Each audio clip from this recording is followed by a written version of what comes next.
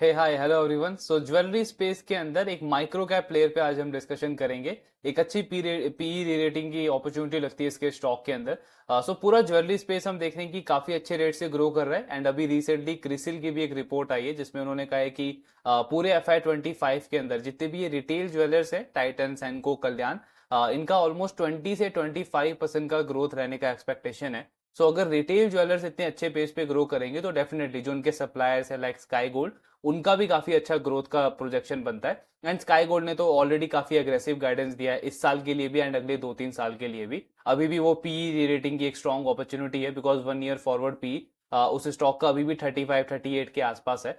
सो वो business already काफी अच्छा कर रहा है। इसी सेगमेंट में RBZ ज्वेलर, इस कंपनी पे आज हम डिस्कशन करेंगे। सो ये लास्ट ईयर ही लिस्ट हुई है एंड इनका अगर हम बिजनेस मॉडल देखें तो वैसे तो ये कंपनी ज्वेलरी मैन्युफैक्चरिंग के अंदर ही है जैसे स्काई गोल्ड है। एंड इनका क्लाइंट बेस भी काफी स्ट्रांग है लाइक टाइटन, जॉय लुकास, आपका मालाबार ज्वेलरी, सेंको गोल्ड, ये सारी कंपनी जिनके इनके क्लाइंट है। एक काफी मार्की क्लाइंट लिस्ट है कंपनी के पास में। लेकिन ज्वेलरी मैन्युफैक्चरिंग के साथ में ये कंपनी रिटेलिंग का काम भी करती है। तो इनका अहमदाबाद में ही, गुजरात बेस्ड ये कंपनी है और अहमदाबाद में इनका एक रिटेल आउटलेट है, शोरूम है। सो जो B2C वाला बिजनेस है इनका, रिटेल ज्वेलरी वाला, वो ऑलमोस्ट इनके टोटल रेवेन्यू में 50% कॉन्ट्रीब्यूट करता है। एंड जो आप ये B2B वाला बिजनेस है जिसमें ये अपने क्लाइंट्स को गोल्ड सप्लाई करती है ज्वेलरी की, सो वो इनके लिए बाकी का 50% कॉन्ट्रीब्यूट करता है। लेकिन इंटरेस्टिंग पॉइंट क्या है कि मैनेजमेंट बोलता है कि आपको हमारे मॉडल को जब भी समझना है या जब भी एनालाइज करना है तो वॉल्यूम के पैरामीटर से आपको देखना चाहिए बिकॉज वो आपको क्लियर पिक्चर शो करेगा हमारे मॉडल का। तो जब आप इनका वॉल्यूम मिक्स देखोगे तो उसमें ये जो रिटेल वाला पार्ट है वो सिर्फ 20% कॉन्ट्रीब्यूट करता है एंड जो बाकी का 80% है वो आपके B2B सेगमेंट से आता है। बिकॉज B2B में इनके पास एक और तीसरा सेगमेंट है जो जो कि आपका वो जॉब वर्कर वाला जो बिजनेस है। सो उसमें कंपनी क्या करती है, इनके जो क्लाइंट्स हैं वो इनको एडवांस में गोल्ड मेटल वगैरह देते हैं एंड ये कंपनी उसका डिजाइनिंग वगैरह करके उनको देती है। तो वो वाला पार्ट वॉल्यूम में तो आपका इंक्लूड हो जाता है, लेकिन ऑफ कोर्स रेवेन्यू में आप उसका सिर्फ मेकिंग चार्जेस का पार्ट ही काउंट करोगे, पूरा आप वो रेवेन्यू काउंट नहीं कर सकते। तो इसीलिए कंपनी बोलती है कि वॉल्यूम अगर आप देखोगे हमारे मॉडल का तो वो आपको थोड़ा सा बेटर पिक्चर देगा हमारे बिजनेस को एनालाइज करने के लिए एंड ओवरऑल मॉडल को समझने के लिए। तो ये पूरा बिजनेस मॉडल है कंपनी का। सो अब हमको देखना है कि इनका रिजल्ट कैसा आया Q1 के अंदर एंड ओवरऑल कौन कौन में मैनेजमेंट का क्या प्लान है, स्ट्रेटेजी का, आगे का एक्सपेंशन का और ग्रोथ का गाइडेंस कैसा है मैनेजमेंट का। एंड देन ऑफ कोर्स उसके साथ में हम देखेंगे कि करंट लेवल पे अपॉर्चुनिटी कैसे बनती है इसके स्टॉक के अंदर। सो Q1 में अगर हम रिजल्ट देखें इस बिजनेस का तो 82 करोड़ के आसपास का रेवेन्यू इन्होंने रिपोर्ट करा था Q1 के अंदर। एंड इसको अगर आप कंपेयर करोगे लास्ट ईयर के फर्स्ट क्वार्टर से तो ऑलमोस्ट 60% का ग्रोथ आया कंपनी के टॉप लाइन के अंदर। बिकॉज पिछले साल 52 करोड़ का रेवेन्यू था, 51-52 करोड़ का, एंड वहां से 82 करोड़ का रेवेन्यू उन्होंने रिपोर्ट करा है। सिमिलरली अगर आप पैट ग्रोथ का नंबर देखोगे बॉटम लाइन का तो वो पिछले साल फर्स्ट क्वार्टर में अराउंड 3-3.5 करोड़ के आसपास था। इस Q1 के अंदर 9 करोड़ का प्रॉफिट कंपनी ने रिपोर्ट करा है। तो मतलब ऑलमोस्ट 3 गुना प्रॉफिट हो गया कंपनी का ऑन अ YOY बेसिस। अब इसमें फोर्थ क्वार्टर में जो इनके रिजल्ट आए थे वो काफी मतलब थोड़े से खराब थे। टॉप लाइन का ग्रोथ तो उसमें 8-10% का था, लेकिन जो प्रॉफिट है वो ऑलमोस्ट 40% से गिर गया था कंपनी का। उसका रीजन ये था कि इनका रॉ मटेरियल का कॉस्ट काफी बढ़ गया था, काफी एलिवेटेड प्राइसेस पे इन्होंने परचेजिंग करी थी। सो जिसका इनको अकाउंटिंग में वो लॉस लेना पड़ा था, बट उसका बेनिफिट इनको आने वाले क्वार्टर्स में होगा। सो Q1 में एक पॉजिटिव इंपैक्ट उसका भी रहा है जिसको जो हमको इनके रेवेन्यू के अंदर दिख रहा है। लेकिन ये रिजल्ट और ज्यादा अच्छा हो जाता है जब हम इनके वॉल्यूम के नंबर को देखते हैं। तो अगर आप इस कंपनी का टोटल वॉल्यूम देखोगे इस Q1 में तो वो ऑलमोस्ट 224 केजी के आसपास है। लास्ट ईयर फर्स्ट क्वार्टर में इनका ये नंबर 144 केजी था। सो ऑलमोस्ट 52-53% का ग्रोथ कंपनी ने रिपोर्ट किया अपने वॉल्यूम के अंदर। एंड ये ग्रोथ तब आया जब पिछले एक साल के अंदर गोल्ड के प्राइसेस ऑलमोस्ट आपके 20-25% से बढ़ गए हैं। तो मैनेजमेंट क्या बोल रहा है कि 20 से 25% के गोल्ड के प्राइसेस बढ़े हैं, उसके बाद हमारा इस तरीके का वॉल्यूम ग्रोथ का नंबर रहा है। तो ये क्या शो करता है कि मार्केट में कितना स्ट्रॉन्ग डिमांड है अभी इस पूरे सेक्टर के अंदर। एंड ये हमको कॉन्फिडेंस देता है आने वाले क्वार्टर्स में एक अच्छा ग्रोथ रिपोर्ट करने के लिए। देन मैनेजमेंट लगातार टेक्नोलॉजी पे इन्वेस्ट कर रहा है, अपने HR रिसोर्सेज पे इन्वेस्ट कर रहा है, नई हायरिंग भी चल रही है बिकॉज आगे एक्सपेंशन का भी प्लान है कंपनी का। देन कंपनी बोल रही है कि सेकंड क्वार्टर जो है हमारा वो थोड़ा सा वीक रह सकता है Q1 के कंपैरिजन में। उसका रीजन ये है कि यूजुअली एक फाइनेंशियल ईयर के अंदर इस कंपनी का सेकंड क्वार्टर सबसे बेस्ट क्वार्टर होता है। लेकिन इस क्वार्टर में लेकिन इस फाइनेंशियल ईयर में चीजें चेंज हो गई। फर्स्ट क्वार्टर इनका काफी अच्छा रहा। उसका रीजन ये था कि अक्षय तृतीया अगर आप देखोगे तो यूजुअली वो अप्रैल के मिड तक में होता है, लेकिन इस साल अक्षय तृतीया क्योंकि आपका शिफ्ट हो गया मई के मिड के आसपास, तो इनका सेल्स इंपैक्ट जो फोर्थ क्वार्टर में होना था वो हमको फर्स्ट क्वार्टर में देखने को मिला। मतलब इनका थोड़ा सा मॉडल जो है सेल्स वाइज अगर आप देखोगे, सीजन वाइज अगर आप देखोगे तो थोड़ा सा डिफरेंट है compare to retail jewellers. Retail jewellery company के लिए क्या होता है कि Q1 बेस्ट क्वार्टर होता है, क्योंकि वहां पे वेडिंग सीजन भी होता है प्लस आपका अक्षय तृतीया का ओकेशन भी होता है। लेकिन क्योंकि ये सप्लायर है, तो अगर अक्षय तृतीया अप्रैल के मंथ में होता है जो कि जनरली होता है मोस्ट ऑफ द टाइम, तो इनका जो सेल्स है वो फोर्थ क्वार्टर में ज्यादा बेटर होता है, बिकॉज जो इनके क्लाइंट्स है वो पहले ही परचेज करके उसको रख लेते हैं। लेकिन अक्षय तृतीया क्योंकि इस बार मई में शिफ्ट हो गया, तो उसकी वजह से जो इनके क्लाइंट्स थे उन्होंने अपनी परचेजिंग डिले कर दी, और उसका पॉजिटिव इंपैक्ट कंपनी को Q1 के अंदर देखने को मिला। सो इसलिए कंपनी कह रही है कि सेकंड क्वार्टर जो है वो थोड़ा सा वीक रह सकता है हमारा उस पर्सपेक्टिव से। देन ऑफ कोर्स जो आपका ड्यूटी कट हुआ है गोल्ड के ऊपर, वो एक बहुत बड़ा डिमांड बूस्टर है। एंड अगेन ये कंपनी भी वही कह रही है कि सडनली बहुत अच्छी डिमांड हमको देखने को मिली है पूरे इंडस्ट्री के अंदर। देन अगस्त में जो एग्जीबिशन हुआ था उसमें काफी अच्छा ऑर्डर ऑर्डर वगैरह मिले हैं कंपनी को। एंड कंपनी ने अगेन गाइडेंस दिया है। सो अब इनके अपॉर्चुनिटी की भी बात करेंगे यहाँ पे। सो कंपनी ने गाइडेंस क्या दिया है? कंपनी ने कहा है कि इस फाइनेंशियल ईयर तक, मतलब FY25 के एंड तक हमारा टारगेट है कि हमारा जो टॉप लाइन है, जो रेवेन्यू है, वो 500 से 600 करोड़ के बीच में होना चाहिए। अब अगर आप इनका FY24 का रेवेन्यू देखोगे तो इन्होंने एनुअल रेवेन्यू 327 करोड़ के आसपास रिपोर्ट किया है। तो वाई बेसिस पे अगर हम ग्रोथ देखें और लोअर एंड को भी पकड़े, गाइडेंस क्या है 500 से 600 करोड़, तो अगर मैं लोअर एंड को भी पकड़ता हूं 500 करोड़ को, तो कितना ग्रोथ हो गया? ऑलमोस्ट 53-54% का ग्रोथ कंपनी टारगेट कर रही है in terms of revenue in FY25। Bottom line का गाइडेंस क्या दिया है? मैनेजमेंट बोल रहा है कि FY25 में 35 करोड़ का नेट प्रॉफिट हम टारगेट कर रहे हैं। FY24 में कितना प्रॉफिट था? अराउंड 22 करोड़ के आसपास। तो 22 करोड़ से 35 करोड़ का प्रॉफिट कंपनी टारगेट कर रही है बॉटम लाइन में, और आपका टॉप लाइन में 53% का ग्रोथ। अगर यहाँ पे हम इसका फॉरवर्ड पी देखें तो इसका मार्केट कैप आप देखोगे तो हार्डली 600 करोड़ के आसपास का मार्केट कैप है कंपनी का। सो 600 करोड़ का मार्केट कैप एंड 35 करोड़ का नेट प्रॉफिट, तो इसका 1 ईयर फॉरवर्ड पी कितना आ जाता है? अराउंड 17-18 के आसपास। सो एक ऐसा बिजनेस जो ऑलमोस्ट 40-50% पे ग्रो कर रहा है, वॉल्यूम ग्रोथ उसका 50-55% के ऊपर है, क्लाइंट बेस बहुत स्ट्रांग है, एंड वी ऑल नो कि सेक्टर में एक बहुत स्ट्रांग टेलविंड चल रहा है, वो अराउंड 17 के 18 के पी पे अवेलेबल है, जबकि उसके कॉम्पिटिटर्स अगर हम देखें तो ऑलरेडी 60-70-80 के पी मल्टीपल पे ट्रेड कर रहे हैं। सो डेफिनेटली एक काफी स्ट्रॉन्ग री रेटिंग अपॉर्चुनिटी बनती है स्टॉक के अंदर भी यहाँ से। ऑफ कोर्स हमको वो आगे का एग्जीक्यूशन इनका ट्रैक करना है, लेकिन करंट लेवल पे अगर हम देखें तो एक इंटरेस्टिंग बेट लगता है ये स्टॉक भी पूरे ज्वेलरी स्पेस के अंदर।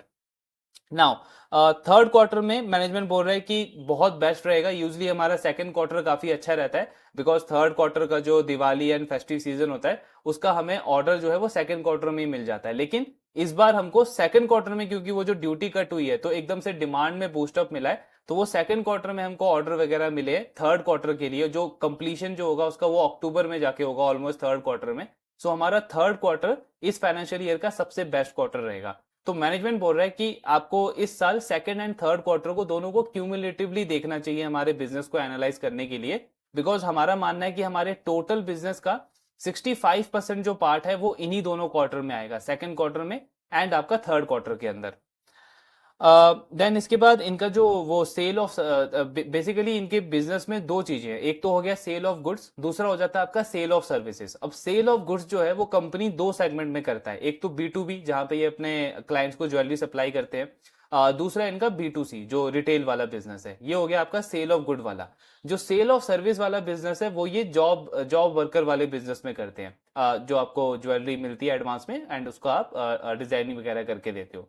सो कंपनी कह रही है जो सेल ऑफ सर्विसेज वाला बिजनेस है वो वॉल्यूम में ऑलमोस्ट 50% कंट्रीब्यूट करता है। तो जैसे इस क्वार्टर में कंपनी ने 224 केजी का वॉल्यूम किया, उसमें से 110 टू 120 केजी जो है वो इनका सिर्फ जॉब वर्कर से आया, और बाकी का जो है उसमें B2C आपका रिटेल भी था और आपका B2B भी था। इसीलिए कंपनी बोल रही है कि हमारे बिजनेस को जब आप देखते हो तो वॉल्यूम के पैरामीटर पे अगर आप देखोगे तो आपको ज्यादा अच्छा से क्लैरिटी मिलेगा कि कौन से सेगमेंट का कितना कॉन्ट्रीब्यूशन है। बिकॉज अगेन वही पॉइंट है, जॉब वर्कर वाला जो बिजनेस है उसका सिर्फ मेकिंग चार्जेस ही इनके रेवेन्यू में काउंट होता है, और इसीलिए रेवेन्यू टर्म्स में हमको B2C का पार्ट थोड़ा सा ज्यादा दिखता है।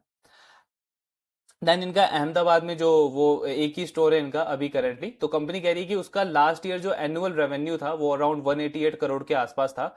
हमारा टारगेट है कि इस फाइनेंशियल ईयर तक इसमें हम 35 से 40% का ग्रोथ करेंगे। सो ऑलमोस्ट 250 करोड़ का रेवेन्यू कंपनी प्लान कर रही है अपने रिटेल बिजनेस के अंदर। तो पूरा ओवरऑल कंसोलिडेटेड गाइडेंस कितना है, 500 करोड़ के आसपास। उस 500 करोड़ में से 250 करोड़ कंपनी अपने रिटेल सेगमेंट में से प्लान कर रही है। देन कंपनी कह रही है कि अगेन वही मतलब B2B वाला फॉर्मेट जो है वो हमारे लिए ज़्यादा इंपॉर्टेंट है। बिकॉज अगर ये पूरा आप मार्केट शेयर भी देखोगे, जैसे हम रिटेल ज्वेलरी कंपनीज का देखते हैं कि अनऑर्गेनाइज प्लेयर्स के पास में 60% मार्केट शेयर है और ऑर्गेनाइज प्लेयर्स के पास में 40% मार्केट शेयर है। सो ये कंपोजिशन जब आप ज्वेलरी मैन्युफैक्चरिंग कंपनीज के लिए देखते हो तो ये गैप और भी ज़्यादा बड़ा हो जाता है। बिकॉज जो अनऑर्गेनाइज मैन्युफैक्चरर्स हैं ज्वेलरी इंडस्ट्री के अंदर, उनके पास 85% मार्केट शेयर है, और जो ऑर्गेनाइज मैन्युफैक्चरर्स हैं उनके पास सिर्फ 15% मार्केट शेयर है। प्लस उसके अंदर भी ये जो आरबीजेड ज्वेलर्स जो है ये कौन सी कैटेगरी के अंदर है, ये ओकेशन कैटेगरी के ज्वेलरीज बनाती है, एंटीक डिजाइन वेडिंग ज्वेलरी, उस कैटेगरी की ज्वेलरी मैन्युफैक्चर करती है कंपनी। सो कंपनी कहती है कि अगर यही कंपोजिशन आप हमारी कैटेगरी में देखोगे तो ये गैप और भी बड़ा हो जाता है। मतलब ऑलरेडी मैन्युफैक्चरिंग में 85% अनऑर्गेनाइज के पास में है और सिर्फ 15% ऑर्गेनाइज के पास में है। लेकिन जब हम इसको हमारे कैटेगरी में कंपेयर करते हैं तो ये गैप और भी ज्यादा बड़ा हो जाता है। इसीलिए हमारा जो मेन फोकस है आज के टाइम पे वो हमारे B2B वाले बिजनेस के ऊपर है, B2C वाले बिजनेस के ऊपर नहीं है। B2C का कंपोजिशन इतना ही रहेगा पूरे ओवरऑल वॉल्यूम में 20% के आसपास। बाकी वॉल्यूम वाइज जो ग्रोथ आएगा मेन वो हमारे B2B वाले पार्ट से आएगा। देन कंपनी कह रही है कि क्लाइंट का ग्रोथ कैसे रहेगा, तो क्लाइंट एक्सपेंशन दो तरीके से होगा। एक तो ऑफकोर्स जो नया क्लाइंट हम ऑनबोर्ड करेंगे तो वहां से एक्सपेंशन आएगा। दूसरा पार्ट क्या रहेगा, जो ऑलरेडी हमारे पास एक स्ट्रॉन्ग क्लाइंट बेस है, टाइटन, सैनको, मालाबार, ये सारे, सो इनमें हम और ज्यादा पेनिट्रेट करेंगे। फॉर एग्जांपल टाइटन आज के टाइम पे अगर 100 करोड़ का इन्वेंट्री लेता है हमसे, सो हमारा टारगेट क्या होगा कि ये 100 करोड़ आगे चल के 150 करोड़ 200 करोड़ तक जाए, मतलब उनका मार्केट शेयर हम और ज्यादा गेन करते जाए। तो ये पहला तरीका हो गया। लेकिन अब इसमें रिस्क क्या है, इसमें रिस्क है डिपेंडेंसी का, कि हमारा डिपेंडेंसी बढ़ जाएगा इनके ऊपर। तो उसको केटर करने के लिए हम क्या करेंगे कि हम नया क्लाइंट भी ऑनबोर्ड करते रहेंगे। जैसे इन्होंने एक और काफी इंटरेस्टिंग चीज कही है कि ये जो आप शिफ्ट देख रहे हो इस सेक्टर के अंदर की कस्टमर अनऑर्गेनाइज प्लेयर से शिफ्ट होकर के ऑर्गेनाइज प्लेयर्स के पास में जा रहा है, यही सेम चीज जो है वो कंपनीज के साथ में भी हो रही है। मतलब जो अनऑर्गेनाइज कंपनीज हैं, प्लेयर्स हैं, वो भी अपना मॉडल चेंज करके ऑर्गेनाइज सेगमेंट के अंदर आ रहे हैं, अपना पूरा बिजनेस मॉडल चेंज करके। सो कंपनी कह रही है कि उन वैसे क्लाइंट्स को भी हम ऑनबोर्ड कर रहे हैं आज के टाइम पे, जो इंडिविजुअल रिटेल ज्वेलर्स हैं, जो पहले अनऑर्गेनाइज कैटेगरी के अंदर थे लेकिन अब ऑर्गेनाइज कैटेगरी में आ गए, और उनका भी काफी अग्रेसिव ग्रोथ प्लान है। अगले कुछ सालों में वो भी 30, 50, 100 स्टोर ओपन करना चाहते हैं इंडिया में। तो वो भी एक बहुत बड़ा ग्रोथ लीवर है हमारे लिए। देन कंपनी कह रही है कि ऑफकोर्स ये जो हमको जो गोल्ड एडवांस में मिलता है हमारे क्लाइंट से, ये एक बहुत बड़ा एडवांटेज है। आप इंडस्ट्री में और किसी मॉडल में ऐसा यूनिकनेस नहीं देखोगे। सो ऑफकोर्स ये दिखाता है कि कितनी बड़ी क्रेडिबिलिटी है हमारी हमारे क्लाइंट्स के पॉइंट ऑफ व्यू में। देन कैपेसिटी की अगर हम बात करें तो आरबीजेड का करंट जो कैपेसिटी है वो 1700 से लेकर के 2000 के आसपास है, और मैनेजमेंट बोल रहा है कि इस फाइनेंशियल ईयर में 80% तक मैक्सिमम हम यूटिलाइज कर पाएंगे।